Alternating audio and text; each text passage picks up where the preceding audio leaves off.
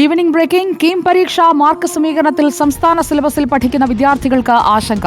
കേരള സിലബസുകാർ പിന്തള്ളപ്പെടുന്നുവെന്നാണ് ആക്ഷേപം.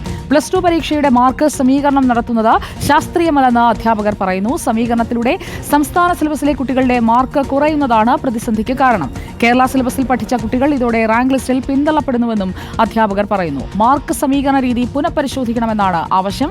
സുനിഷ അയലൂർ നമുക്കൊപ്പം. സുനിഷ അയലൂർ, മാർക്കിന്റെ ഒരു വിവേചനം നേരത്തെ മുതലേ ചർച്ചയായിട്ടുള്ള കാര്യമാണ്. ഇവിടെ ഇപ്പോൾ വിദ്യാർത്ഥികളുടെ പ്രധാന ആശങ്ക എന്താണ്?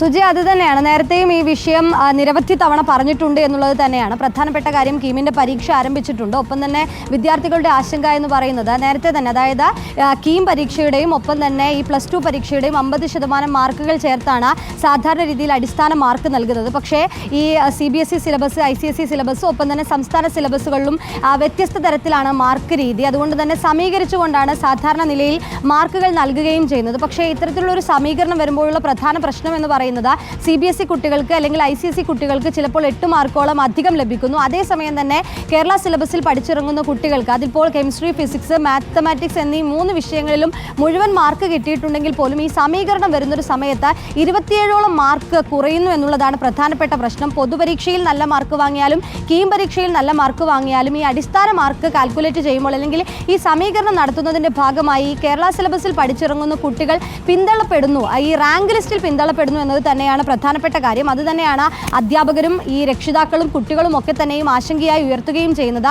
ഈ പ്രശ്നം നേരത്തെ തന്നെ സംസ്ഥാന സർക്കാരിനോട് പറഞ്ഞിട്ടുണ്ടെങ്കിലും നേരത്തെ ഒരു പഠന സമിതിയൊക്കെ നിയോഗിച്ചിരുന്നു. പക്ഷേ ഈ പഠന സമിതി പറഞ്ഞിരിക്കുന്ന ചില കാര്യങ്ങളിലും അതും ശാസ്ത്രീയമല്ല എന്നുള്ളതാണ് ആരോപണമായി ഉയരുന്നത്. അതുകൊണ്ട് തന്നെ എത്രയും പെട്ടെന്ന് ഇതിലൊരു ശാസ്ത്രീയമായ രീതിയിൽ തന്നെ ഈ സമീകരണം നടത്തേണ്ടതുണ്ട് എന്ന ആവശ്യമാണ് പ്രധാനമായും ഉയരുന്നത്. ഒപ്പം തന്നെ ഇത് പുനഃപരിശോധിക്കണമെന്ന ആവശ്യവും ഉയരുന്നുണ്ട്. ഇപ്പോൾ ഈ ഐക്യ മലയാള പ്രസ്ഥാനത്തിൻ്റെ നേതൃത്വത്തിൽ ഒരു പ്രതിഷേധമടക്കം സംഘടിപ്പിക്കുന്നുണ്ട്. ഈ വരുന്ന 27-ാം തീയതി എൻട്രൻസ് കമ്മീഷണറേറ്റിന് മുന്നിൽ ഒരു പ്രതിഷേധ സംഘവുമടക്കം തീരുമാനിച്ചിട്ടുമുണ്ട്. ഏതായാലും സംസ്ഥാന സർക്കാർ ഈ പൊതുവിദ്യാഭ്യാസം മെച്ചപ്പെടുത്തേണ്ടതുണ്ട്, വിദ്യാർത്ഥികളുടെ പഠനത്തിൻ്റെ ഉന്നമനവും മികവും ഒക്കെ തന്നെയും പറയുമ്പോൾ പോലും ഈ കീം പരീക്ഷകളിൽ സമീകരണത്തിൻ്റെ ഭാഗമായി ഈ സംസ്ഥാന സിലബസിലെ കുട്ടികൾ പിന്തള്ളപ്പെടുന്നത് അത് കാര്യഗൗരവത്തോട് തന്നെ കാണണമെന്നുള്ളതാണ് ഈ അധ്യാപകരടക്കം മുന്നോട്ട് വയ്ക്കുന്ന കാര്യം. ഏതായാലും പരീക്ഷ കൂടി നടന്നുകൊണ്ടിരിക്കുന്ന ഒരു പശ്ചാത്തലത്തിൽ ഇനിയെങ്കിലും ഈ പരീക്ഷാ സമയത്തെങ്കിലും ഇത് ആലോചനയിലേക്ക് വരേണ്ടതുണ്ട്, പുനഃപരിശോധന നടത്തേണ്ടതുണ്ട് എന്നതാണ് സുജിയ പ്രധാനമായും വിദ്യാർത്ഥികളും രക്ഷിതാക്കളും അധ്യാപകരും മുന്നോട്ട് വയ്ക്കുന്ന ആവശ്യം.